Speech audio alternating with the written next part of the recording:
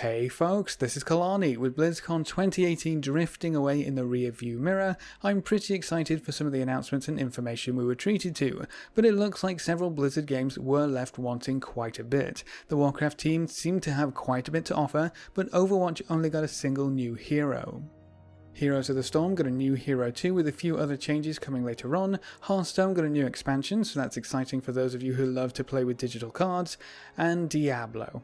Oh, Diablo. Well, at least they announced a new Diablo game. That's something, right? From the reaction across various fan sites and forums, I guess they announced the wrong Diablo game, because people really don't seem to be happy with this announcement. And I can't really blame them. There was a lot of energy coming into BlizzCon for Diablo especially. They were given the first slot after the opening ceremony, and they closed the opening ceremony itself with their announcement. The Diablo Immortal game was received with a deadpan reaction, and it only went downhill from there. There's two clips you've probably seen floating around already. One chap asked whether or not this game would ever see a PC port, or whether it would just stay on mobile devices. Here's the reply. The current plan is to be on mobile, both Android and iOS. We don't have any plans at the moment to do PC.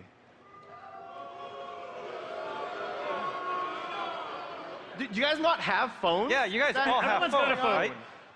Now, obviously that's not ideal. Diablo has been on PC for a long time at this point, and having a new game locked down to mobile only is pretty lame, but that reaction from the crowd. These are some of Blizzard's most hardcore fans. These are the guys and gals who would usually stand by their favourite franchises no matter what happened. But to get a chorus of boos at your own convention from the fans who are willing to pay to be there, that's rough. I wonder if any other game or announcement has been booed at BlizzCon before. That's crazy. Then we also have this clip.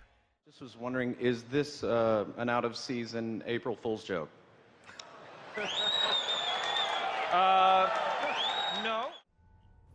So that was a bit rude, and I don't really think the devs deserve to be bashed on this so badly, because chances are the decisions come from above their heads, but that kinda gives you an idea of how this announcement was received in the building. It wasn't good, it wasn't even bad, it was pretty terrible, and the Reddit posts and forum posts, oh my gosh. Diablo fans are a passionate lot for sure. But I do understand where all of the frustration is coming from, especially online. I wonder how this would have turned out if there was a playable demo for people at home, kind of like the classic WoW demo. Obviously there was one on the BlizzCon show floors. That's one of the huge perks of actually going to BlizzCon for real. You get to try out all of the coolest new stuff. If everyone at home could get their hands on the early version of the game as well, I wonder if that would have helped to put out a few fires. It's one thing to ask for some trust in this game being worth talking about, getting excited about, and spending your time playing. It's another thing to show people and give them a chance to actually play it for themselves. But we don't have that chance, so until we do, we don't have anything concrete to really form opinions with. It probably would have been fine if this project and this game weren't the highlight for BlizzCon 2018 and the only thing announced from the Diablo team.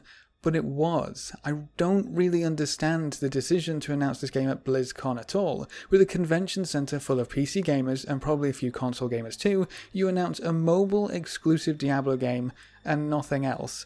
It just doesn't add up for me. There is something to be said for overhyping and getting a little too excited without any promises. Obviously, if you expect Diablo 4 to be announced, and you expect a Diablo 1 or 2 remaster alongside a Netflix series with some comic books thrown in and a mobile game as the cherry on the top, you probably won't be too happy if you only get the cherry. That's not entirely their fault, but I still think they could have done better. We know there are multiple Diablo projects going on. In fact, they said it more than once in the Diablo Q&A panel the day after this was announced. So why couldn't this be a little preview of a handful of projects instead of just one project being announced, which arguably would have been better suited for a smaller stage at a different convention?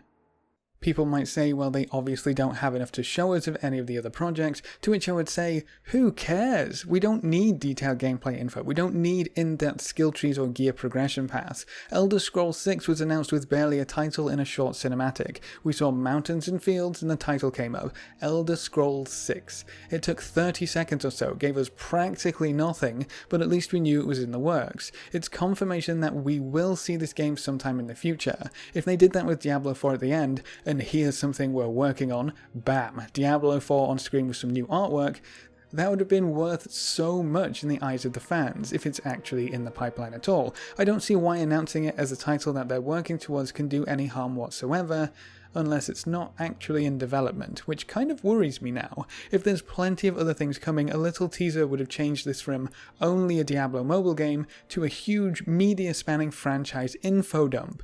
I feel like that's the kind of announcement we've come to expect from BlizzCon, but ultimately, we only have the mobile game to work with. Deciding to put Immortal on mobile is also something that confuses me. I know there's plenty of action RPGs on mobile right now, I've played a few myself. Some of them aren't that bad, but you will never get the same level of control from a mobile phone as you would a PC or even a console controller. It's just not going to happen. It works, sure. It plays alright, cool, but can you imagine pushing the hardest difficulties on hardcore on a mobile phone? That's if hardcore even makes it into this game. They haven't decided on that yet because a disconnect could cause you to lose your character.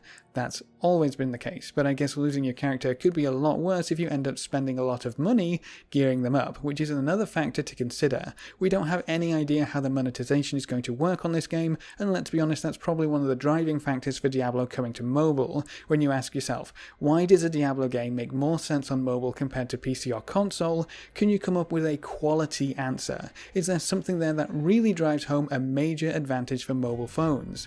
They're mobile. Sure, I can play Diablo on the toilet, I guess that's sort of cool. Most people have one, I can agree with that. But those two things don't mean it's the best platform for an action RPG. What it does mean though is that it's a new market with some untapped potential. We know the Diablo team was having difficulty monetizing the Diablo franchise. Diablo 3 sold a whole bunch of copies, which I'm sure brought in a crazy amount of revenue, but after the real money auction house shut down, Diablo didn't have a constant stream of income. Mobile games are pretty notorious for being cash cows, which makes me wonder if that was the major deciding factor to bring Diablo to Android and iOS. If it is, that's kind of crappy. I hope this game doesn't become another microtransaction wreck, but it looks like Diablo Immortal won't even be created in-house, or has at least been partially outsourced to a Chinese company, NetEase. If you don't know of NetEase, they're pretty big in China and they're quite notorious for pay-to-win mobile games.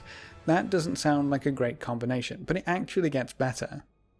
NetEase already has an action RPG on the market called Endless of God. Here's Diablo Immortal, and here's Endless of God.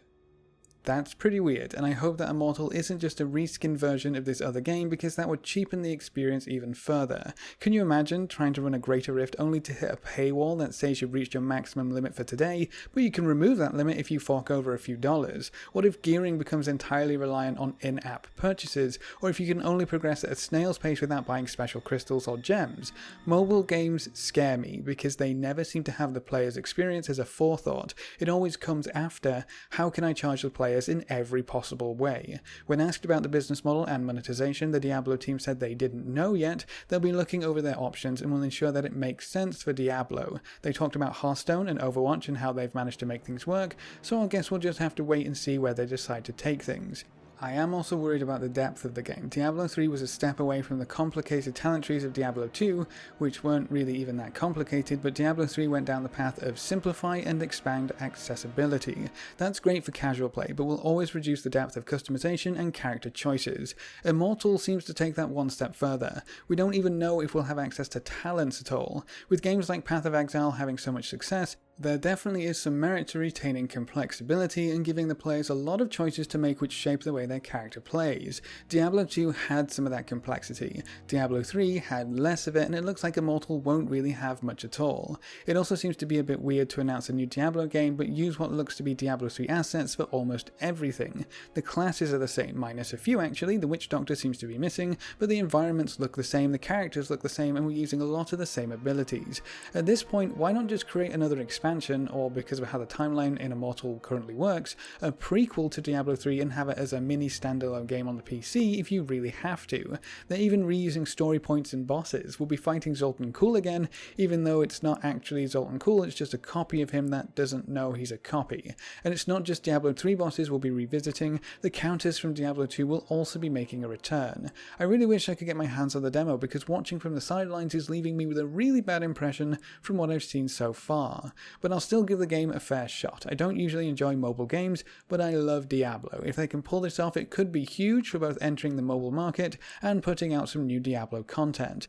I hope this game does well, and I hope it's actually enjoyable to play, but I still think BlizzCon was the wrong place to announce this title. Many players have been hoping to at least get some news of a Diablo 1 or 2 remaster alongside whatever unannounced project was the highlight of BlizzCon, and while that's hopefully still in the pipeline, we didn't get any information about it just yet. But there is another game which is receiving a remaster, so depending on how they decide to do these classic tune-ups, Diablo might be next on the list.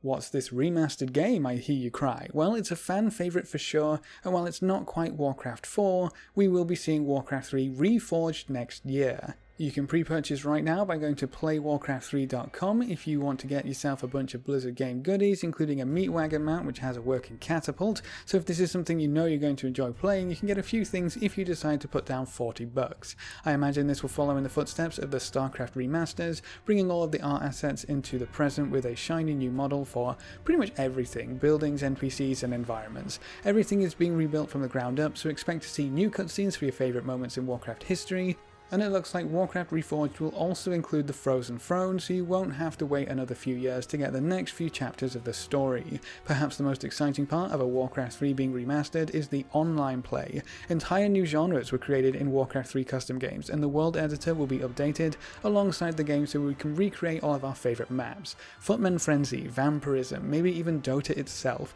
We don't have to wait too long either. Warcraft 3 Reforged currently has a 2019 release date, so next year looks like it's going to be a busy year for Blizzard.